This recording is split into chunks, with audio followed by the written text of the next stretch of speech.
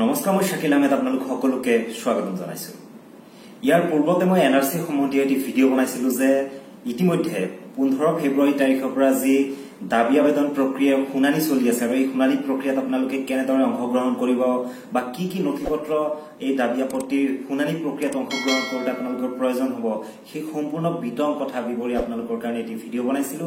আৰু সেই ভিডিঅ'টো বিভিন্নজনে এটি বিশেষ প্ৰশ্ন কৰিছে যে ইতিমধ্যে বহুতো ব্যক্তিৰ নাম এনআৰসিত অন্তৰ্ভুক্ত হৈছে, তাৰ পিছতো তেওঁলোকৰ নামত জাননী আহিছে যে তেওঁলোকে এই শুনানি প্ৰক্ৰিয়াত অংশগ্ৰহণ কৰিব পাৰে। গতিকে সেই প্ৰশ্নটোৰ উত্তৰ লৈ পেলাই লগতে আৰু কেইবাটাও গুৰুত্বপূৰ্ণ কথা আপোনালোকৰ লগত আলোচনা কৰিবলৈ আজি এই ভিডিঅ' আপোনালোকৰ লৈ আহিছো। গতিকে আহক ভিডিঅ'টো আৰম্ভ কৰো।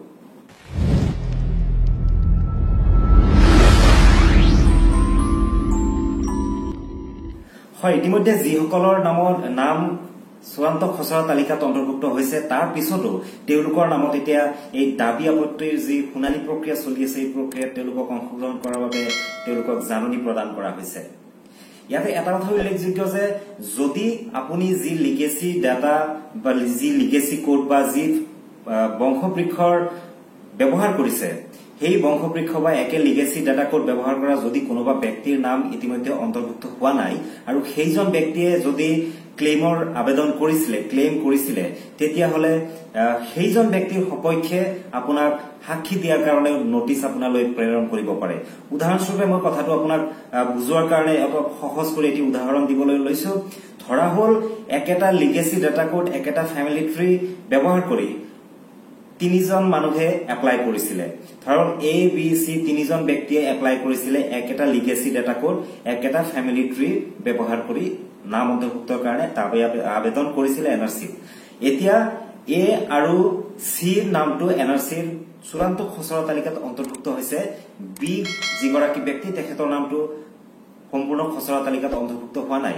বিয়ে এইবাৰ তেওঁৰ নামটো চূড়ান্ত এনআৰসিত অন্তৰ্ভুক্ত কৰাৰ কাৰণে দাবী আবেদন কৰিছিলে আৰু এই মুহূৰ্তত যিহেতু 15 ফেব্ৰুৱাৰী তাৰিখৰ পৰা দাবীৰ আবেদনৰ চূড়ান্ত সমাধান কৰাৰ কাৰণে শুনানিৰ কাৰ্য আৰম্ভ হৈছে। গতিকে এই বি যিজন ব্যক্তি সেই ব্যক্তিজনৰ শুদ্ধতা আৰু সেই ব্যক্তিজনৰ সেই পৰিয়ালৰ যে এজন সদস্য বা সেই লিগেসি ডাটা কোড ব্যৱহাৰ কৰিব পৰা যে তেওঁৰো কৰ্তৃত্ব আছে তাৰ সপক্ষে সাক্ষী দিয়াৰ কাৰণে এ আৰু চি এই দুইজন ব্যক্তিকো এই শুনানি প্ৰক্ৰিয়াত অন্তৰ্ভুক্ত তেওঁলোকক অংশগ্ৰহণ কৰাৰ বাবে মাতিব পাৰে। এইটো কাৰণেই বহুত ব্যক্তিৰ নামত তেওঁলোকৰ নাম চূড়ান্ত খচৰাত প্ৰকাশ হোৱাৰ পিছতো তেওঁলোকক এনআৰসিৰ এই শুনানি প্ৰক্ৰিয়াত তেওঁলোকৰ যি দাবী আবেদন প্ৰক্ৰিয়াৰ যি শুনানি এই প্ৰক্ৰিয়াত তেওঁলোকক মাতি পঠিয়াব পাৰে। দ্বিতীয় কথাটো হল আৰু এটা প্ৰশ্ন আহিছে যে বহুত ব্যক্তিয়ে কৈছে যে আমাৰ ঘৰৰ এজন ব্যক্তিৰ নাম অহা নাই কিন্তু তেওঁ এতিয়া বাহিৰত আছে বা কোনোবা ছাত্ৰ তেওঁ বাহিৰত পঢ়ি আছে, তেওঁ পৰীক্ষা আছে, তেওঁ সেই নিৰ্দিষ্ট যি তাৰিখ ইতিমধ্যে দিছে সেই তাৰিখত তেওঁ উপস্থিত থাকিব নোৱাৰিব। এই ক্ষেত্ৰত কি কৰিব লাগিব?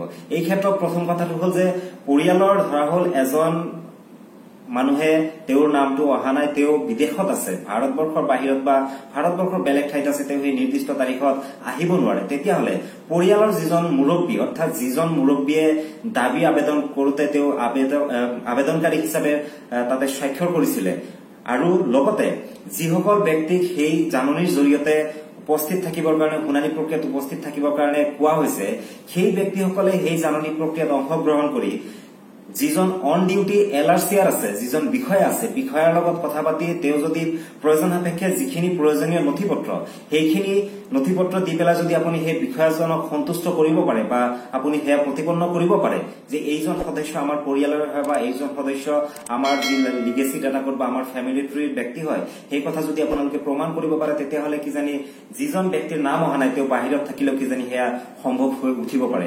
আৰু অন্যথাই আপোনালোকে এলআৰচিআৰ জনৰ লগত কথা পাতি যিজন বিষয়াই এই শুনানি প্ৰক্ৰিয়া গ্ৰহণ কৰি আছে সেই বিষয়াগৰাকীৰ লগত কথা পাতি পৰৱৰ্তী সময়ত তেওঁ কেতিয়া উপস্থিত থাকিব পাৰিব এটা পৰৱৰ্তী তাৰিখৰ বিষয়ে আলোচনা কৰি আপোনালোকে পৰৱৰ্তী এটি দিনো তেওঁৰ পৰা ল'ব পাৰে। এইটোৰ প্ৰভিজন এইবাৰ এই শুনানি প্ৰক্ৰিয়াত আছে। গতিকে এতিয়ালৈকে যি প্ৰশ্নসমূহ বেছিকে উত্থাপিত হৈ আছিলে তাৰে দুটামান প্ৰশ্ন মই আজি আপোনালোকৰ মাজলৈ লৈ আহিলো আৰু তাৰ সমাধান সূত্ৰ মই আপোনালোকলৈ আগবঢ়াবলৈ যত্ন কৰিছো। নিশ্চয় আপোনালোকে এইখিনি বুজি পাইছে। গতিকে আপোনালোকে শুদ্ধভাৱে এখন বিদেশী মুক্ত এনআৰসি প্ৰস্তুত কৰাৰ ক্ষেত্ৰত আৰু কোনোবা বিদেশীৰ নাম অন্তৰ্ভুক্ত নোহোৱাকৈ আৰু কোনো স্বদেশী মানুহ বাদ নপৰাকৈ এখন শুদ্ধ এনআৰচি প্ৰস্তুত হওক। এই ক্ষেত্ৰত প্ৰতিজন সচেতন নাগৰিক হিচাপে সহযোগিতা আগবঢ়াই আমি সকলোৱে এনআৰচিৰ এখন ভাল এনআৰচি প্ৰস্তুত হওক, সকলোৱে সহযোগ কৰো, তাৰে কামনা কৰি আজিৰ ভিডিঅ'ৰ পৰা বিদায় লৈছো। ধন্যবাদ।